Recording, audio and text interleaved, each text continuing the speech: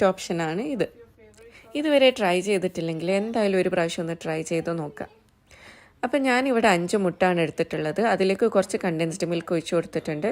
പിന്നെ കുറച്ച് ഡേറ്റ്സ് ചെറുതാക്കി ചോപ്പ് ചെയ്തിട്ട് ഇട്ട് കൊടുത്തിട്ടുണ്ട്. കണ്ടൻസ്ഡ് മിൽക്കും ഡേറ്റ്സൊക്കെ നിങ്ങളുടെ സ്വീറ്റ്നെസ് അനുസരിച്ചിട്ട് കൂട്ടുകയും കുറയ്ക്കുകയൊക്കെ ചെയ്യാം. അതിലേക്ക് ഞാൻ 2 ബ്രെഡ് പൗഡറാക്കിയിട്ട് ഇട്ട് കൊടുത്തിട്ടുണ്ട്. കൂടുതൽ ബ്രെഡ് ആവാൻ പാടില്ല, അപ്പോൾ ഇതിൻ്റെ കൺസിസ്റ്റൻസി മാറിപ്പോവും. എന്നിട്ട് അതിലേക്ക് ഞാൻ 1 കപ്പ് പാലും പിന്നെ കുറച്ച് ബട്ടറും ഇട്ടിട്ട് നല്ലോണം മിക്സ് ചെയ്ത് കൊടുക്കാം. സോൾട്ടഡ് ബട്ടർ ഇട്ടുകൊണ്ട് തന്നെ ഞാൻ എക്സ്ട്രാ സോൾട്ട് ഇട്ട് കൊടുക്കുന്നില്ല, അല്ലെങ്കിൽ ഒരു പിഞ്ച് സോൾട്ട് എക്സ്ട്രാ ഇട്ട് കൊടുക്കണം. വേണമെങ്കിൽ കുറച്ച് ഷുഗറും കൂടി ആഡ് ചെയ്യാം. പക്ഷേ കണ്ടൻസ്ഡ് മിൽക്കും ഡേറ്റ്സും ഇട്ടുകൊണ്ട് തന്നെ അത്യാവശ്യം സ്വീറ്റ്നെസ് ഉണ്ടാവും. അതുകൊണ്ട് എക്സ്ട്രാ ഷുഗർ ആഡ് ചെയ്യേണ്ട ആവശ്യം എനിക്ക് തോന്നിയിട്ടില്ല. ഇതൊരു മീഡിയം സ്വീറ്റ്നെസ് ആണ് ഉണ്ടാവുക. കുറച്ച് കൂടുതൽ സ്വീറ്റ്നെസ് വേണമെന്നുണ്ടെങ്കിൽ ഷുഗർ ആഡ് ചെയ്ത് കൊടുക്കാം. എന്നിട്ട് ഇതൊന്ന് സ്റ്റീം കുക്ക് ചെയ്യാം. ഇത്രയേ ഉള്ളൂ ഡേറ്റ്സ് കേക്കിൻ്റെ പണിയെന്ന് പറഞ്ഞാൽ. ഇതാണ് ഞാൻ പറഞ്ഞത്, മൾട്ടിപ്പിൾ തിങ്സ്